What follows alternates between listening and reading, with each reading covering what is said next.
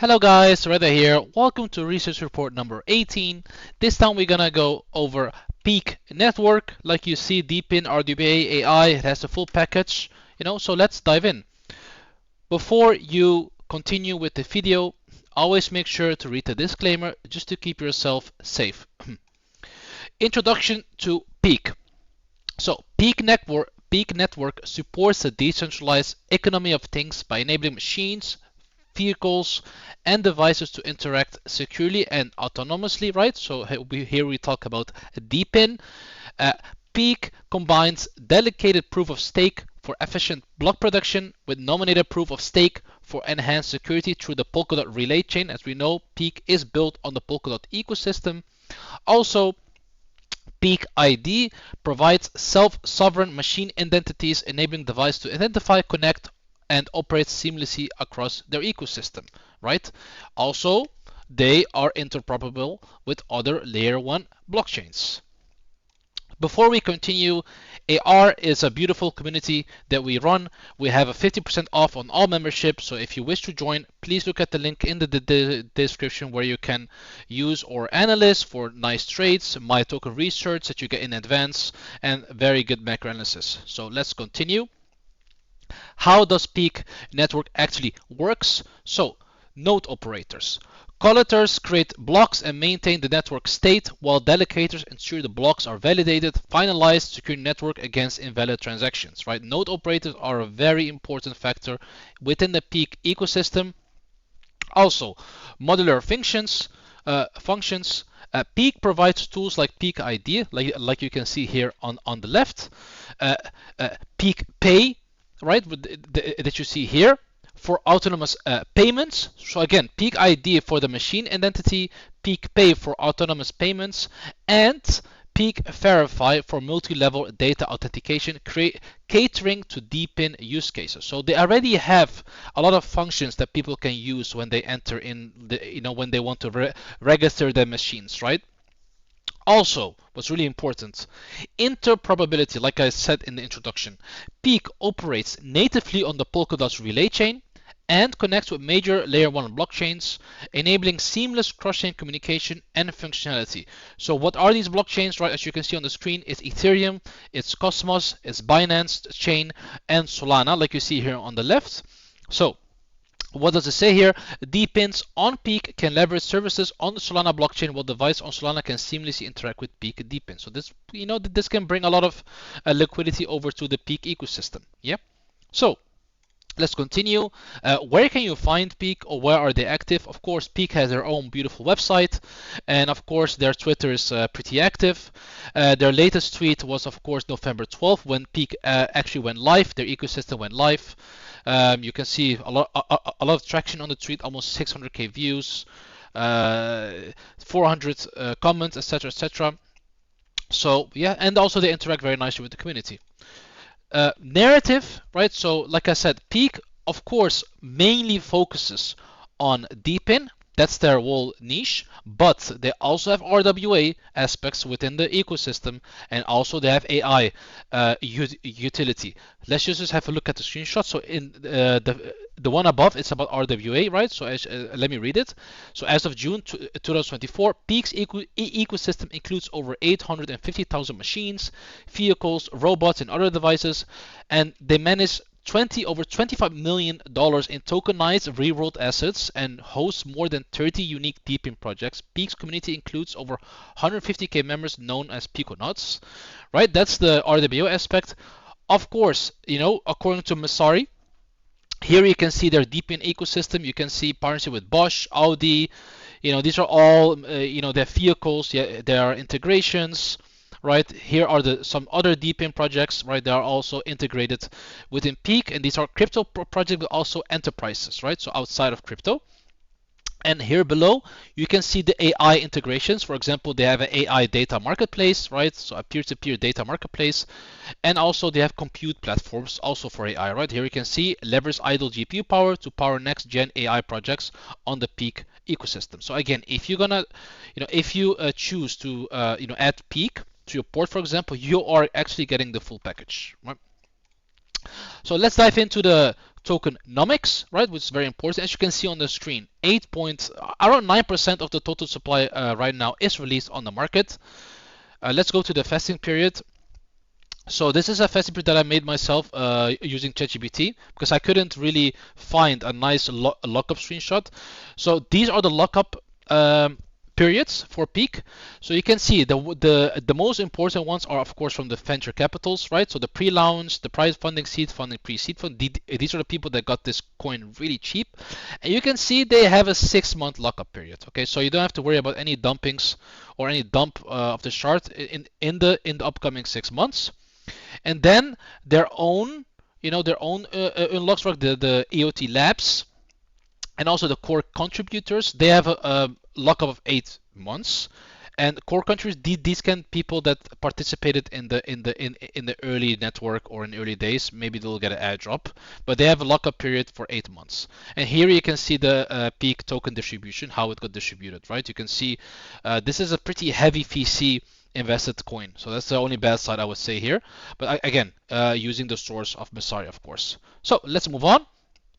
Investors, we just talked about VCs, of course. Now let's see how much they raised.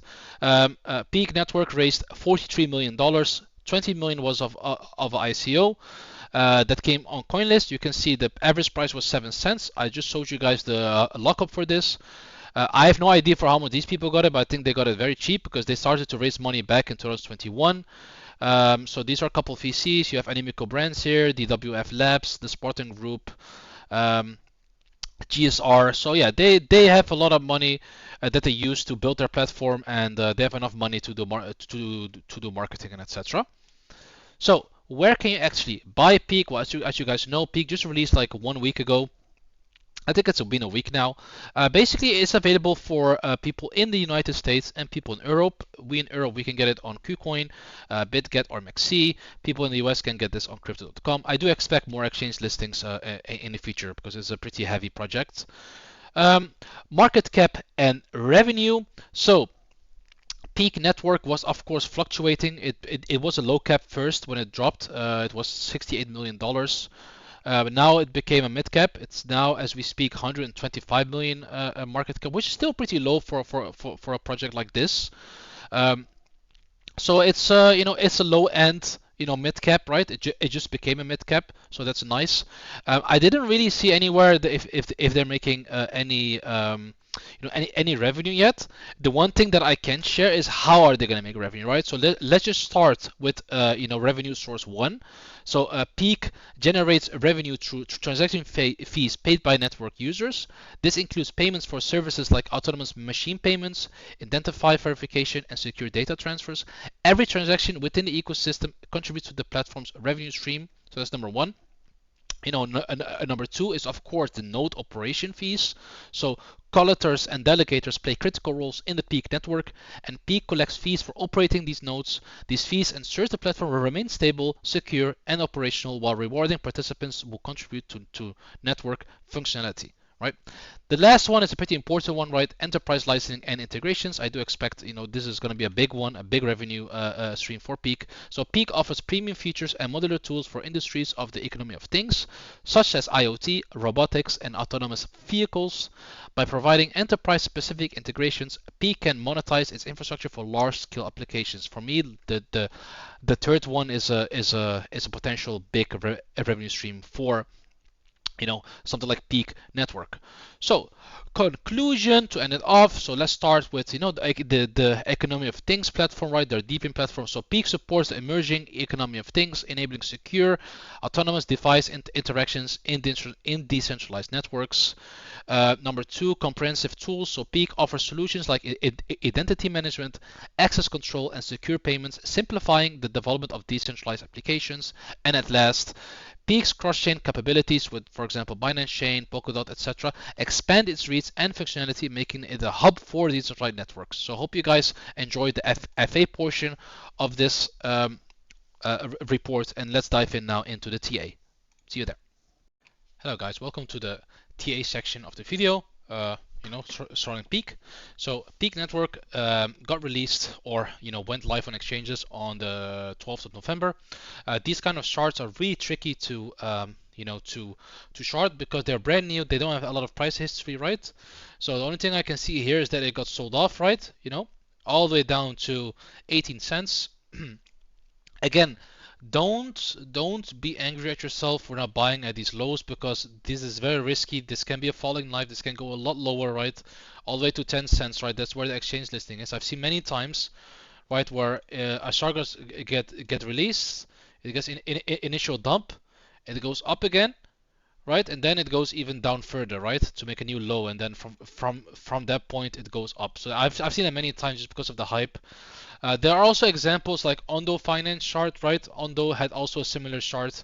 That one just went up, but there's no guarantees that it will do the same. So the one thing that I always say, of course, nothing is financial advice. Just put some DCA, DCAs here, right? Like the only level I could have seen was like around between 23 cents, 18 cents, some DCAs there. I did give it in AR, before this pump here. But regardless, these kind of starts are just very hard to call. So if I go to the 4 hours, it's a very classical start, right? Initial sell-off, it makes a bottom, and then of course, it gains strength, right? So like I said, Peaq is a very, it's like a full package project that has AI, RWA, and of course DEPIN. Can it break this wick in the future? I do think so, right? In the future, I think it has everything that it has, to go to those levels, right? EMA wise, the 4 hour, everything above the 10 and the 21 is of course bullish momentum going strong. But again, this is the 4 hour, so things can change. If I go to the daily and I put the EMAs on, well, there are no EMAs yet because this thing is so early. Oh, sorry, I go to the daily. Yeah, so on the daily, the only EMA that I see is the 10 EMA. So I guess the only thing I can say here is that 40 cents is like resistance for now, and of course this 59 cents, right? This this wick here, and then some kind of support is gonna be 23 cents. But this thing, as long as it's under 40 cents, it can do something like this, get rejected, and then here it's gonna have to make a bottom, right? And then maybe it does something like this, and then it really breaks out. But we're gonna see it can also just keep breaking out from here. So the only thing you can do here is just DCA, and here's where FA comes in place. Here's where you're gonna have to trust in the FA more than the TA if a chart is this young. Okay, so I hope I gave you guys enough information. See you guys in the next video. Goodbye.